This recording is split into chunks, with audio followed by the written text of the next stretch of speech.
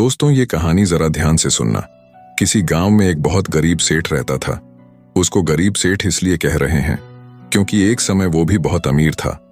जब वो अमीर था तो उसने बहुत से पुण्य के काम किए। उसने बहुत से अनाथ आश्रम बनवाए, गरीबों को खाना खिलाया और बहुत से अच्छे अच्छे काम भी किए। लेकिन कुछ समय के बाद वो सेठ बहुत गरीब हो गया। एक समय ऐसा आया जब उस देश के राजा ने ऐलान करवाया कि यदि कोई व्यक्ति अपने जीवन में पुण्य किए हैं तो वो अपना कोई भी पुण्य बताकर उसके बदले में उचित फल लेकर जाए। ये बात जब सेठानी ने सुनी तो उसने सेठ जी से कहा कि आपने तो अपने जीवन में बहुत से पुण्य किए हैं, आप भी राजा के पास जाकर अपने पुण्य बताकर उसके बदले में जो भी फल मिले उसे लेकर आइए। सेठ को सेठानी की बात उचित लगी और वो अगले दिन राजा के महल जाने को तैयार हो गया।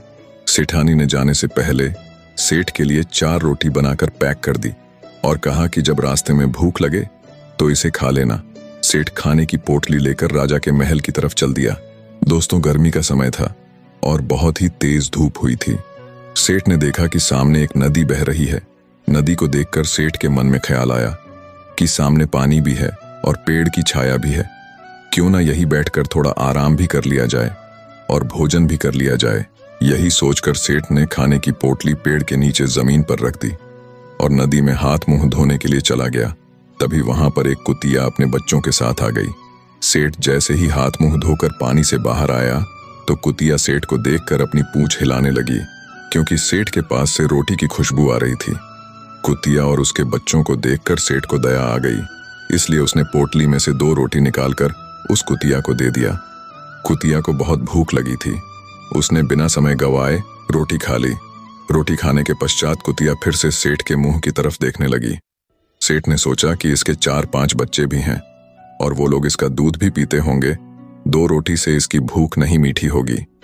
यही सोचकर सेठ जी ने बची हुई दोनों रोटियां भी कुतिया को दे दी और पानी पीकर राजा के महल की तरफ चल दिया।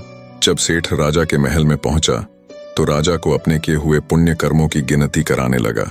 सेठ ने अपने जीवन में जो भी पुण्य के काम किए थे सब राजा को विस्तार पूर्वक बताया और अपने किए हुए पुण्य के कर्मों का फल मांगने लगा।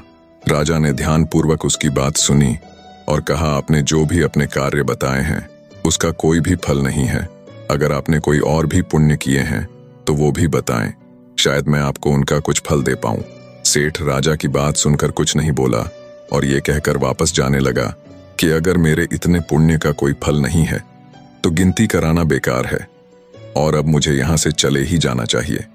जब सेठ वापस जाने लगा तो राजा ने सेठ को बुलाया और कहा कि कल भी आपने एक पुण्य किया था, उसके बारे में तो आपने बताया ही नहीं। सेठ राजा की बात सुनकर सोचने लगा कि कल मैं तो कोई भी पुण्य नहीं किया था। राजा कौन से पुण्य की बात कर रहे हैं? राजा सेठ को देखकर बोले कि कल तुमने एक कुतिया को 4 रोटी खिलाई थी, तुम उस पुण्य कर्म को भूल गए।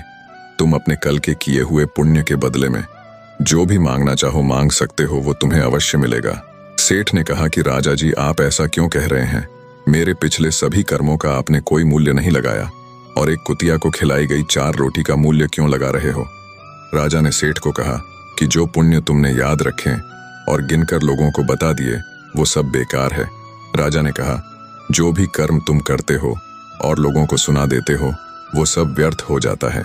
कल जो पुण्य तुमने कुतिया को रोटी खिलाकर किया था वो सबसे सर्वश्रेष्ठ कर्म था, क्योंकि तुम उस कर्म को करके भूल गए। उस पुण्य के बदले में तुम मेरा पूरा राज्य भी मांग लो तो भी बहुत कम है। सबसे बड़ा दान वही है जो एक हाथ से किया जाए तो दूसरे हाथ को पता भी ना चले। राजा ने सेठ को बहुत सारा धन देकर विदा किया और सेठ सेठानी पहले की तरह अमीर हो गए। दोस्तों, इस कहानी से हमें यही शिक्षा मिलती है कि जीवन में हमेशा भलाई के काम करना चाहिए और भलाई करने के बाद उसको जताना भी नहीं चाहिए। अगर आपको ये कहानी अच्छी लगी हो तो अपने दोस्तों को जरूर शेयर करें और हमसे जुड़ने के लिए चैनल को सब्सक्राइब भी करें।